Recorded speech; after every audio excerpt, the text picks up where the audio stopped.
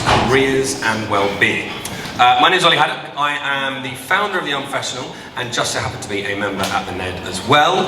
I can see there are a few members in here. Thank you so much for coming. If this is your first Young Professionals event, that's great. Nice of you to see what we do. If you're not a Ned member, if you're one of our sort of Young Professional following and you want to know any more about what the Ned do, come and find me afterwards. I'll introduce you to one of the team. Listen, we are so incredibly lucky to be hosting our events in places like this. It really is incredible for us. For those that are eagle-eyed and came to the last one, you'll notice we're in a different room, in a very different style. So we have, quite intentionally, not had theatre-style chairs. We wanted you to be able to mingle, as you have just been doing. We wanted it to be slightly informal. We'll come on to that a bit later, but informal, relaxed event where you can actually talk to each other and enjoy yourselves. So that is the reason for the change. I know I bore everyone because I said exactly the same thing last time, but wow, the reaction to tonight was incredible. We had 500 of you sign up to the ballot in 48 hours. And for those that don't know, the Young Professional is a side hustle community. We all, myself and the team, all have day jobs, and the reason why we started it is I was looking for events for people like me, careers events, networking events, and all I could find were the same tried and tested, stuffy, overly corporate, overly formal events. You can all picture them. And that is not how I wanted to spend my evenings. So our mission was to host events, to put on events with amazing venues, incredible speakers, the type of thing that we wanted to give up our free time to do. And so when an idea that we had as a team comes off and we get a reaction like this, it's just incredible for us. So honestly, thank you so much. And everything you guys do, tagging, sharing, liking, telling your friends, telling your hairdresser, whatever it is, it means the world to us. So thank you. It helps to make this little community grow, and that really is special. So a massive thank you. Anyway, on to the main event. Can you see us all to start off with? Or can you see enough of us? Perfect. There's no one really shaking their head. I'll get up and down. I'll make it interactive. So, listen, we have an incredible panel here tonight. As I said, we're going to be discussing how well-being and careers interact, for better or for worse. We have an amazing panel here. We have had a bit of a change in the lineup. Some of you may have seen we had a lovely speaker called Natasha Vinny. She was supposed to speak, she got struck by the bug that's going around. And so at about lunchtime, we were ever so slightly panicky. But we have got Faye here, who is, funnily enough, also a final year medical student and is perfectly placed to talk about all the same topics, so I didn't have to change any questions. Perfect. And thank you, of course, also to our two speakers who had always planned to be here. I'm not going to try and introduce you because you're going to do a much better job than I will. So let's get the ball rolling. I would love for you to introduce yourselves. So who you are, what you do, some of the amazing things that I know you're all doing, but also, if you will, just as I say, to set the scene, a little bit about your own well-being journey, your mental health journeys, because you do all have very unique experiences, and I think that will really help set the tone. So why don't we start from the end and work back? So, Gian, go for it. Cool, it's working. Well, firstly, thanks, Ollie, for the kind introduction. It's great to be here at the Ned. A little bit about me. So I did start my career in the city, but actually at Deutsche Bank over in Frankfurt City first, and then I later went to PwC. Used to work in financial restructuring, won't go into that today. But it was, I suppose, in 2015 for me, when working in the city, that life changed quite dramatically and put well-being at the forefront. Life was really great for me until my father went on a business trip in 2015 and I never saw him again. My dad was missing overseas, and it's a pretty painful time for me, if anybody's seen about that. And a few weeks later I found out that my dad had been murdered over on the trip, and my life pretty much collapsed. I took some time out from work, and it made me really reprioritize and reassess my own life. But more importantly, I started to see the power of people owning their own stories in the workplace, and that storytelling doesn't make anybody less professional, it just makes us more human. And so, yeah, I left to launch TLC Lions. Lion is mine and my dad's middle name, and our mission is to humanize the working world through the power of storytelling. I believe everybody's got a story, and if we can unlock it, it really is our greatest strength. So let's humanize all of the corporate world, one company at a time. Alice, over to you. Thank you so much. My name's Alice Living. I really hate defining what I do because I do lots of different things, but I guess I started out as a professional dancer, trained in musical theatre, and it was during that time that I started talking about my experience online with food, training, everything. When I graduated, I went into a show, did that, realised the power of health and well-being, and then decided to have a bit of a career pivot and moved into the fitness industry. Qualified as a personal trainer and went on to train some amazing clients. I worked with Jodie Comer for Killing Eve. I trained Saran Jones for Dr. Foster, Maya Jama for her women's health cover. So some amazing women that I was working with, and really being hands-on the gym floor.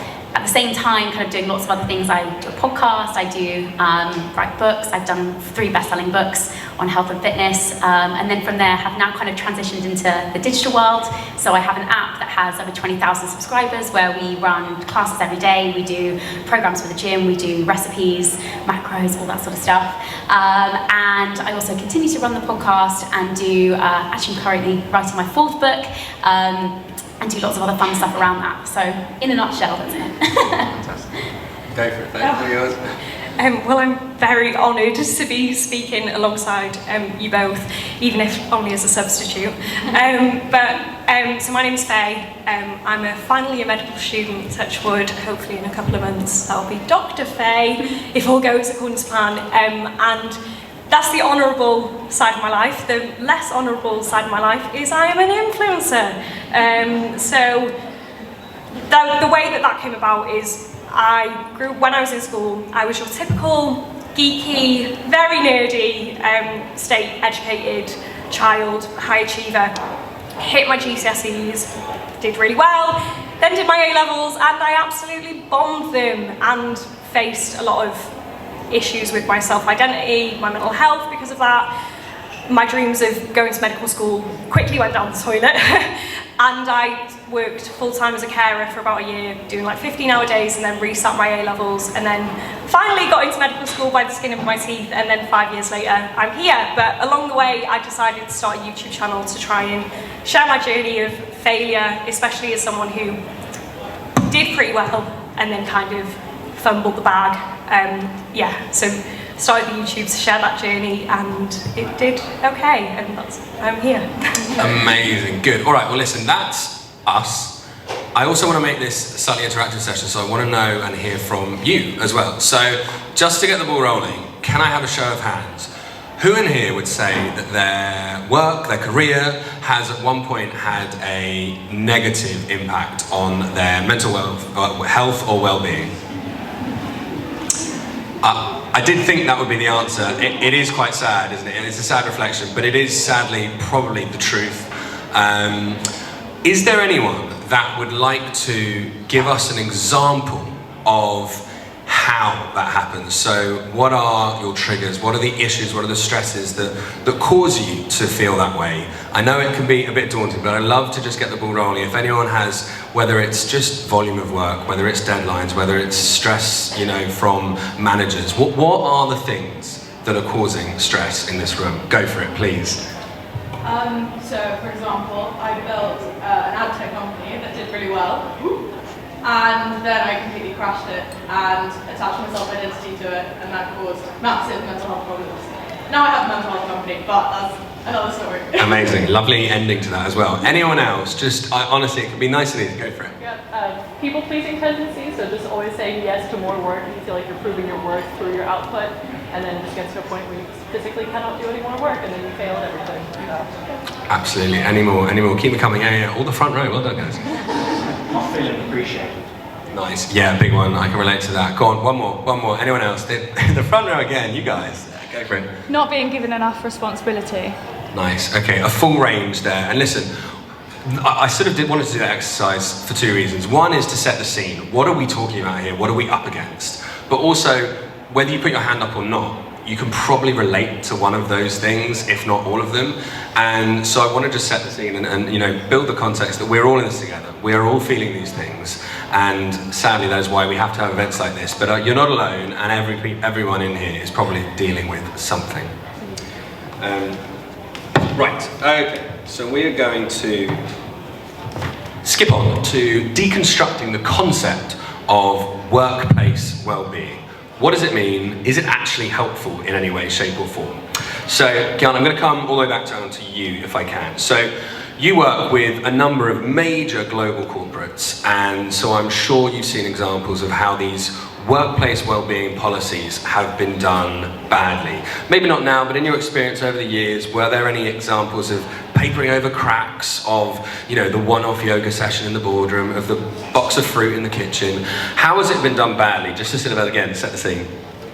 Yeah, well, I think first I say in the companies we work with, and there's now 300, which is wild, but I think they're all on their own journey. And so before I just point a finger at them, I think some of them are down this end of the spectrum where they're just kind of raising awareness about the topic of mental health. It's not their fault that that's where they are. And others have done a great job in destigmatizing it. People are more open and we can move to kind of more proactive actions. I think where I've seen it done bad is where the intention of their culture and the reality of their culture is just misaligned. And there's so many companies who can speak a good game. You've all been there. You go on their website, they look fantastic, you want to apply, and I get there and it's nothing like it adds up, and then people leave. And so, and I say this because I interviewed Goldman Sachs recently in New York, the CHRO, and I just said to him, look, what's well-being like at Goldman? Is anybody here from Goldman? Okay, might be working. Good, right? You got a free pass. Yep. No, it's recorded. But he did say this, he said, look, at least at Goldman we are intentional about our culture, hear me out. You don't sign up here if you know it's not going to be pretty intense. And I thought, you know what, I couldn't argue with that, I don't agree with everything. But I do think there's a challenge where people make one thing out and it's actually not the reality. Yoga, fruit, I'm not going to knock it, you know, it's an important part somewhere, but I think it really starts with leaders setting the scene, being really open, because if not, nobody's going to go to yoga if the leader isn't going to yoga. So let's start with them, and I believe they need to be vulnerable and open up, and there's not one leader I've met in the world who, given the opportunity, will not tell their story. So yeah. I haven't really slated anyone there. I feel like you were going that way. No, like, what's bad? No, that was enough. There was enough in there. So, Ali, I guess just, you know, flowing on from there, what's your take on the concept of workplace well-being? Do you think it's helpful? Like, you're sort of deeply embedded in one of the sort of first to be involved in the social media well-being world, and I know there was a whole backlash of people are just using the well-being hashtag all over the place. What does it mean? What's your take on workplace well-being? Yeah, really similar to Gian. I think that it has to be intentional, and I think that there are so many things that are very like box ticking when it comes to wellbeing in the workplace. I think that even myself, I've been invited into loads of corporations where I've done a corporate talk on this, and it's been kind of like come for half an hour, tick the box, and then people leave. And I think that when we look at lasting change, and we were speaking about this before, I really believe in it being preventative rather than cure. I think we have to start doing something regularly that's a preventative measure rather than meeting people at the end point where they're in a bad place and they then need the cure, which tends to be more expensive and more complicated and actually means everyone is worse off. So I think it's about varying different things and also not seeing well-being as a kind of this binary thing, again, like being very kind of just yoga and breath work and stuff. I think there's such a spectrum of things that can be implemented, and they could be as simple as, you know, getting someone to send around an email saying this is a breathing exercise that you can do 3 times a day that's actually going to scientifically proven to make you feel less stressed. Or it could be as vast as being like, you know, on Fridays we're all going to do something that's going to better our well-being, whatever that be, and we're going to have someone come in. It has to be intentional, and it has to be purposeful, and I think it has to be for the long term. It can't just be every now and then as something we just see, you know, as a kind of box-ticking exercise. I think it's really got to be about tangible stuff, and then I think we've really got to look at the research. What do we actually know works when it comes to our health and well-being in the workplace? Before this, and I was being a bit geeky, but I read a kind of report on health and well-being in the workplace, and 20% of companies don't have any strategy in place for health and well-being in the workplace. So that's such a huge proportion of companies that do nothing. I mean, my boyfriend's here and he was like, yeah, we do nothing. You know, it's really interesting, and it's not necessarily a bad thing, but it's just, we tend to often see that, you know, we all suffer with mental health at some point in our lives. I truly believe that, and we're all going to go through stuff. Why not make every workplace somewhere where people feel like they can speak up and have the support there and then, rather than, you know, mental health is the #1 reason that people take long-term absence from work in the UK. Why not be able to meet people where they have less absence, happier employees, more productive employees, by doing things that just, okay, maybe it might be a bit more payout in the short term, but actually really pay off in the long term. Yeah, brilliant. And there's a lot of overlap between what you're saying, which is having slightly more thoughtful and long-term policies and thinking it can't be one-offs, it has to be more thought through. Interesting. So, Faye, there will be in this room, I'm sure, some students, some early grads. it'd be interesting to know, look, everyone knows that the industry you're going into can be difficult, can be challenging. Are you, as a student, are there any sessions on trying to prepare you for what you're about to, is there any preparation involved for what you're about to maybe go through? Unfortunately, I would say that probably not as much as needed as in most industries. I think an issue that happens with a lot of high-powered professions is people almost expect, well, you went into this high-powered profession, whether that's law, banking, medicine, whatever, you went into it because you already have the resilience. I think the assumption is made that, yeah, you were already prepared, and if you aren't or if you crumble, then almost you were never cut out for it in the first place, rather than actually giving people the tools that they need, as you said, in terms of prevention rather than cures. So unfortunately, probably not as much done as would be beneficial. I think for us, we get a lot of practice where we're very detached from it. And I've had some really positive experiences of like the NHS in terms of mental health side of things and dealing with really difficult situations. So, for example, like obviously prevention is so important, but things go wrong. And I think when you're in a profession where something is so closely like tied to your self-identity, I think that's something that so many people struggle with. Again, high-powered professions, you put your heart and soul into everything, and then when something goes wrong, it's not just, you can't separate yourself from the career. So I think the best example I have for that is in terms of a cure rather than a prevention.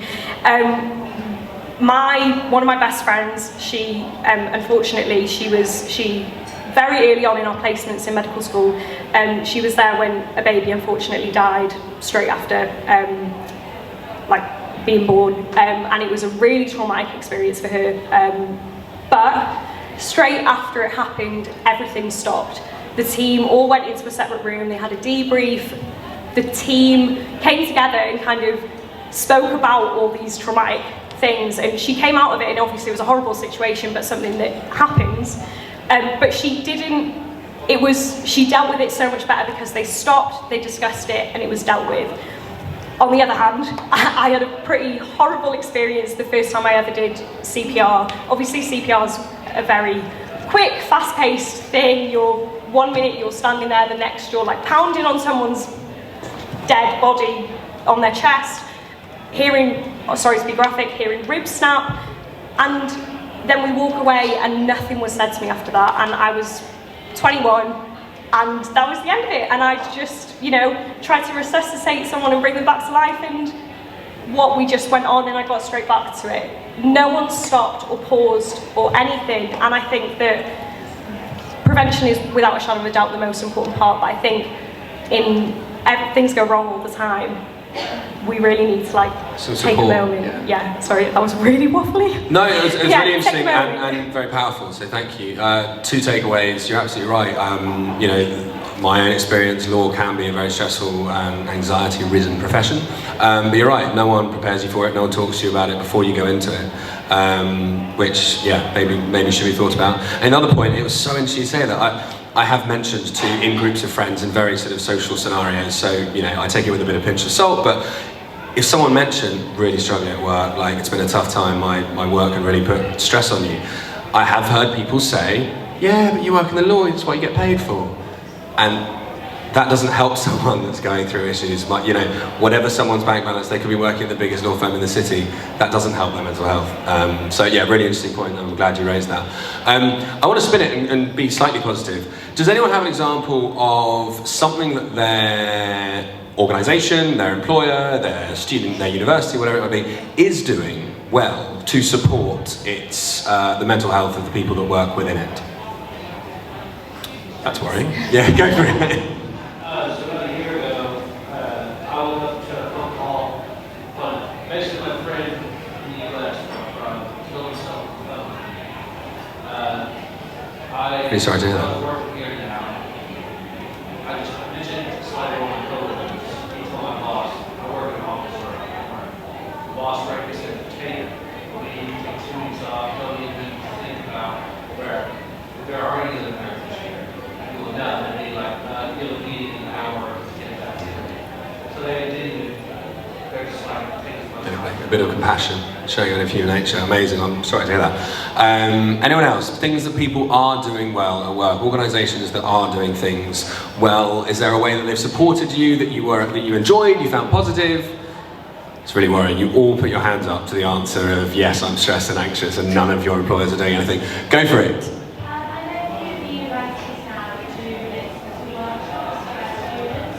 So they do workshops targeted around end-to-end working world and how they can learn to make set boundaries, manage their energy, manage their time, and to make that easier. Things that we should know how to do, but actually sort of trying to just get out of us. So a lot of the universities are doing that, which is kind of good to see. Interesting. Yeah, it's good, and that's what we're actually literally just talking about. So yeah, that is really good to see. Excellent. So we're going to move on to shifting priorities. Post-lockdown, Gen Z, Gen Z, however you want to call it, whatever you want to call it. I'm sure you've all heard and read and seen, apparently, priorities are shifting. PwC did a big bit of research, and it suggests that Gen Z workers, I'm going to interchange Z and Z, I'm sorry. They keep everyone happy. They may change roles up to 10 times before they hit their mid to late 20s. A stark contrast from years gone by. But more interesting to the conversation we're having is that what the research also says is they are putting more of an emphasis on factors such as fulfillment, flexibility, and impact on their mental health. And in this research, above and beyond simply the pay package. So perhaps there is a light at the end of the tunnel, and I want to dig down into how this is being borne out in reality.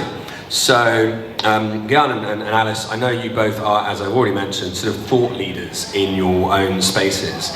How are you seeing this play out? So, Alice, are you noticing, we've just talked about the sort of the well-being world, the backlash to it, and all this sort of stuff, but are you seeing people genuinely, a younger generation, starting to take it seriously and placing more emphasis on it? Yes, but I think it's because we know more. The physical and mental health impacts and what they do to our bodies are now really well known and really established in research. So it's not just someone saying, oh, you know, I'm a bit stressed, I need to take a day off work. The physical implications of stress and chronic stress are far-reaching and actually have impacts beyond just, you know, feeling a little bit stressed and needing a day off. So I think that we know more and therefore we should be doing more, and that's backed up with the research. And I think that it's really interesting when we look at what chronic stress does to all of us, things like inflammation, things like poor sleep. A lot of the working environments in which many of us find ourselves are really bad for us. The lighting, the lack of daylight, the lack of movement, the noise pollution. Like, I know that it sounds a bit woo-woo, but actually all of this stuff makes us feel good or not good.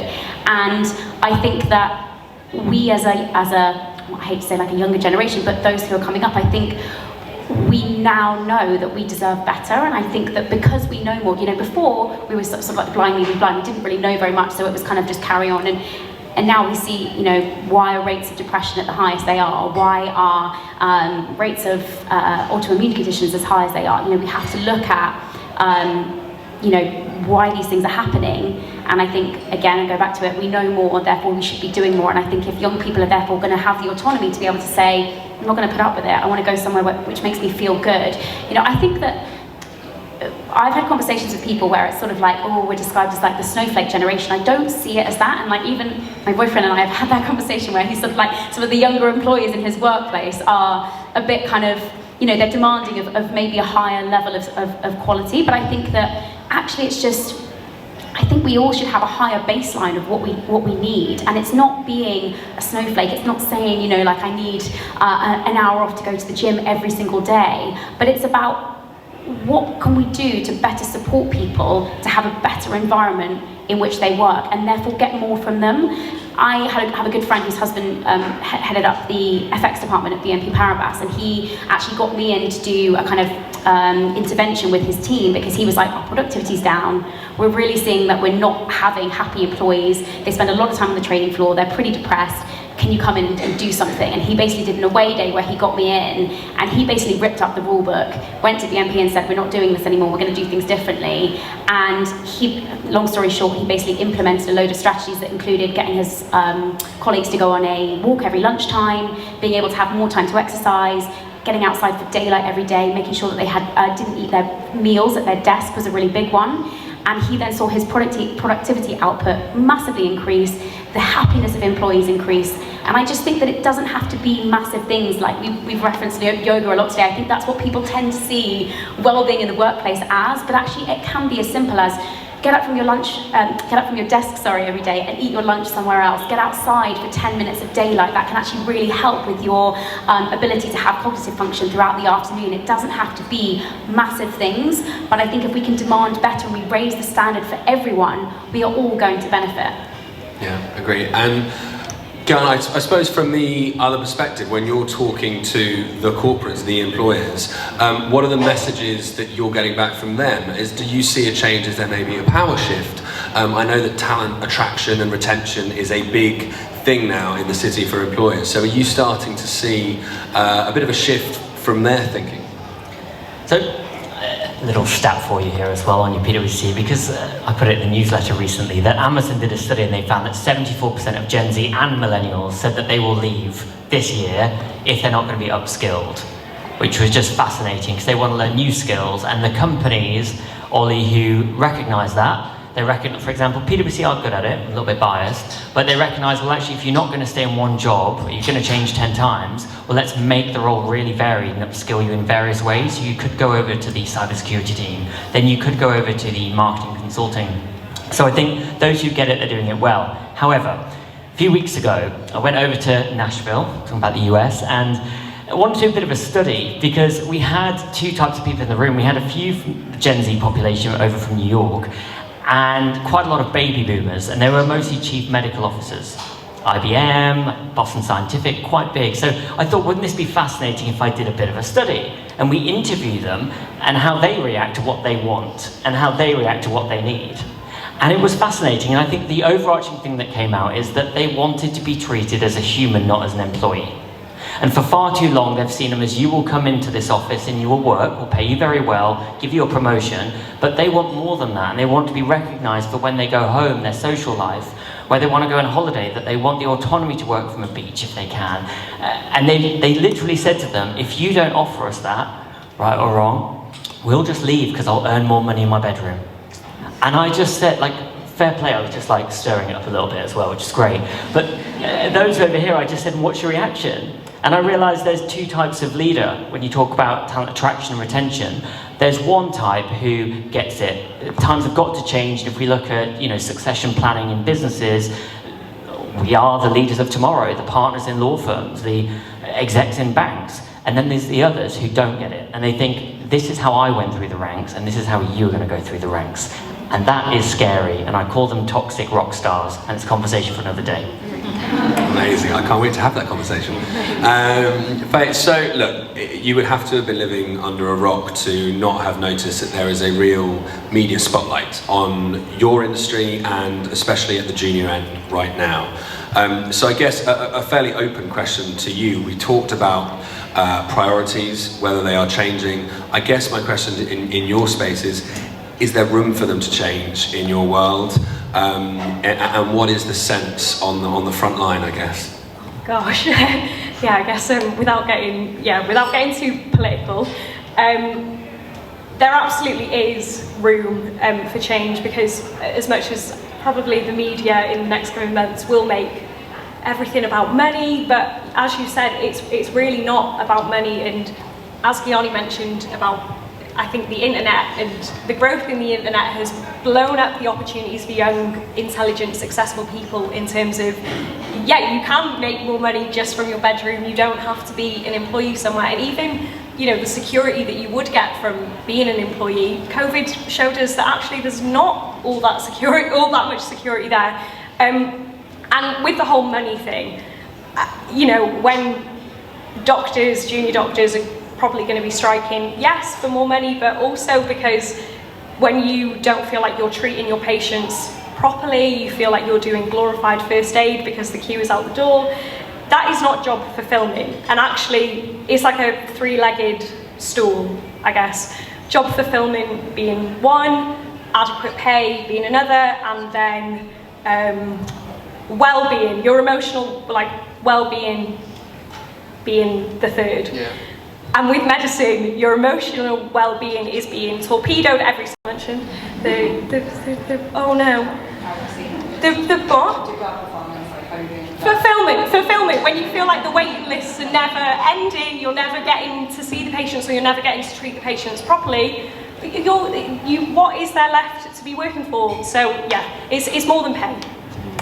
Amazing. Does anyone, I mean, you don't have to consider yourself a Gen Z/Gen Z to ask a question on this point. Does anyone have any questions to raise? I mean, we've sort of asked you a few questions, so that at this point, any questions anyone has on any of the topics, frankly, that we've gone through.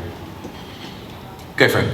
What tips would you give, to take away basically on a day-to-day basis, from the part of your well-being? What would you advise? Nice, top tips. I mean, Ali, you've done a few, so we'll come down the line. It'll be interesting to hear from you all on this. And actually, I'm going to blend this with a round of questions that I don't think we're going to get to because I'm conscious everyone's standing. So, let's talk, tips, general wellbeing tips, but also on resilience, if we can get that in there, maybe one or two of you can do that. So we're going to blend that question and that topic. So go for it.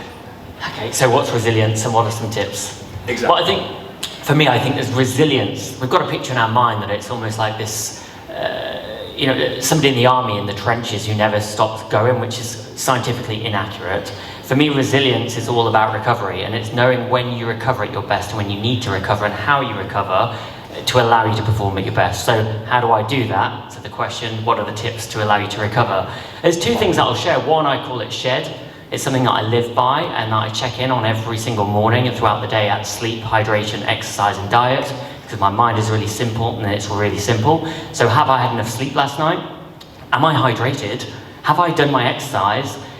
Whatever that might be, and Alice is far better at talking about that than I am, but I've never met anybody who said I regretted having a walk.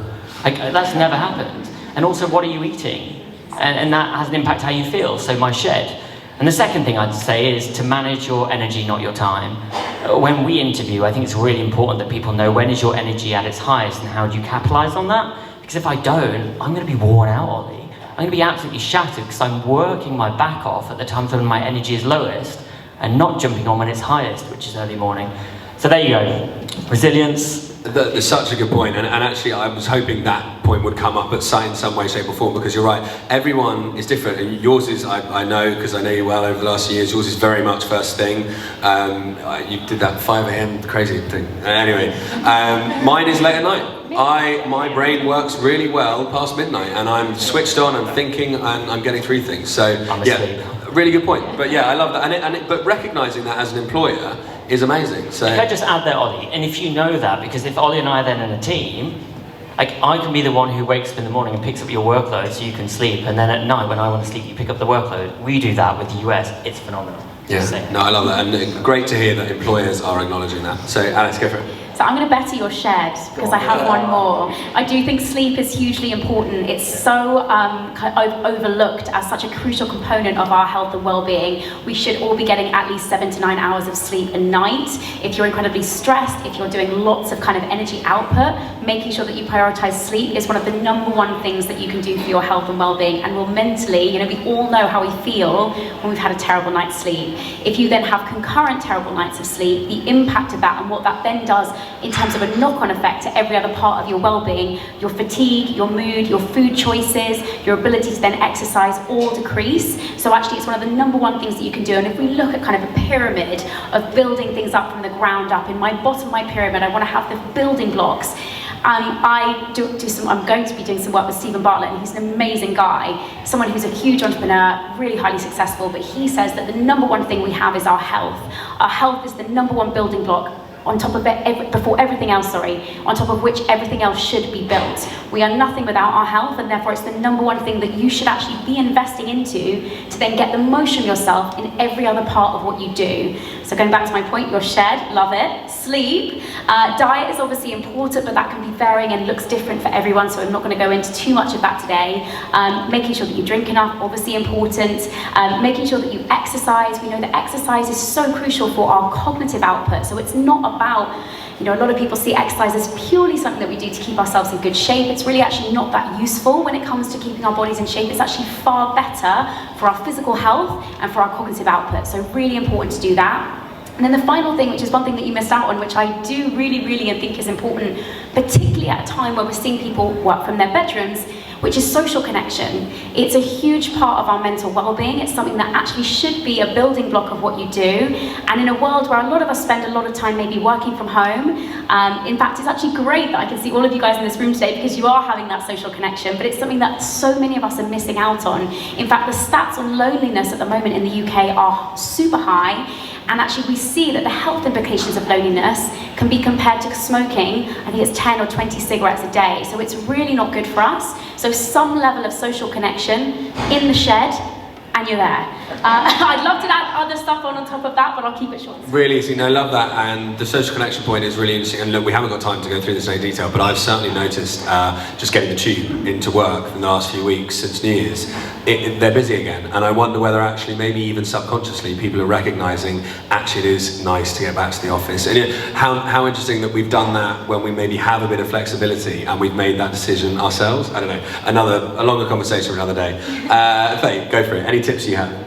The only thing I have to add, after basically focusing on the basics, is sometimes that there will be points in your life when you experience something incredibly traumatic, or there is a chemical imbalance in your brain, and food, diet, exercise are not going to cut it. And I think that definitely recognising, I think food, diet and exercise and sleep and social connection, they're all going to give you the best fighting chance. And it's so funny, whenever any of my friends go to see the doctor about their mental health, the biggest complaint they always have to me is they told me to go for a bloody run. And I think it sounds so dismissive coming from a GP, but you know, it is those like 5 basics are really what give you that foundation of good mental health. But yeah, when those aren't cutting it, go see your doctor, and don't be afraid of if there is a tablet that could help.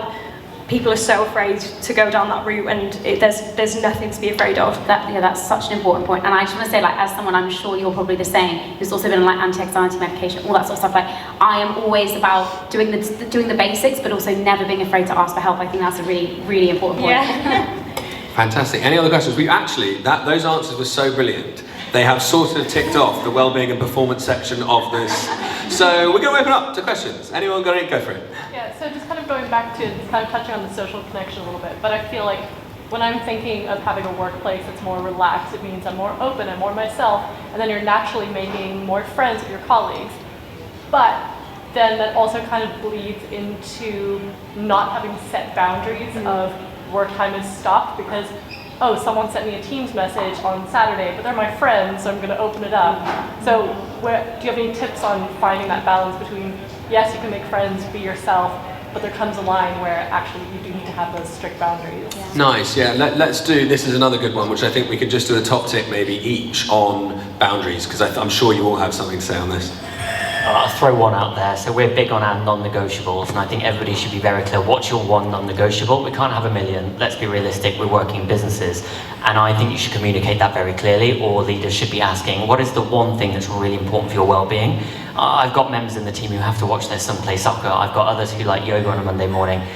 Yoga's not everything, it's one part of the puzzle. Yeah, just I love yoga. We're not bad-mouthing yoga, it's amazing. No, but it's when it's used as the whole workplace well-being policy that has the issue. And like for me, for example, I don't do many plans, although I'm here on Monday, Tuesday, Wednesday. That's really important for me to keep my energy up, so there's a lot I've thrown at you. And over to you, Alice. Yeah, strict boundaries within yourself. Do not worry if you're that person. Like I have often emailed, I'm thinking of one person in particular, who has an email response that's super blunt and quite rude, but it actually giving clear clarifications of when she works and when she doesn't work actually really helped me to go, oh my God, that's actually really interesting. I should probably set something like that. I think it says something like, you know, I absolutely do not reply to emails after 6 p.m. and I do not reply to emails on a weekend. I'm paraphrasing, but I remember getting that back, and actually having really clear boundaries makes things way easier. Don't be afraid to set those, and don't be afraid to kind of speak up and voice those. I actually think friends in the workplace will appreciate you more for being really clear on that than being someone who's a yes person, who I totally empathise there because that is me. But it means that you never really feel like you switch off. And I think when we look at stress and we look at that kind of constant underlying, the chronic stress that can just tick away, we have to look at ways that we can mitigate that. And maybe that's you having really clear boundaries on when you work and when you don't work, even if it is with your workplace friends. you mentioned at the beginning you people pleaser. Did you? Am I correct? Yeah. Well, I am also a certified people pleaser, and I think a lot of women, like, we're so guilty of being so accommodating. And I think actually maybe it comes down to partly like being accommodating, but also partly feeling like people aren't going to like you if you then say no. And you kind of touched on it, is actually when you say no, people respect you more. And that was like a really tough realization I had, because I was people pleasing, I was going, yes, oh my gosh, of course, replying to those messages, whatever. And then people were taking advantage and they weren't respecting me. And I was thinking, well, in my head, I'm saying yes, I'm doing what you want me to do.